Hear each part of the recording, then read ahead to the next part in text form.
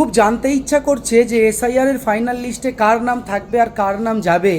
এটা কি বিজেপির পার্টি অফিস থেকে নির্বাচন কমিশনারদেরকে বা নির্বাচন কমিশনকে ঠিক করে দেওয়া হয়েছে যে এদের নাম রাখতে হবে আর এদের নাম বাদ দিতে হবে?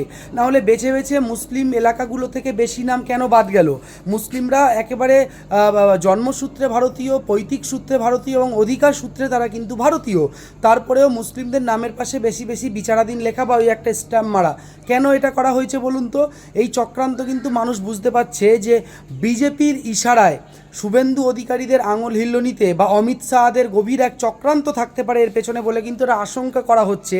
যে না হলে এত বেশি গরিব মুসলিমদের নাম কেন বাদ গেল, গরিব মতুয়াদের নাম, গরিব আদিবাসীদের নাম কেন বাদ গেল?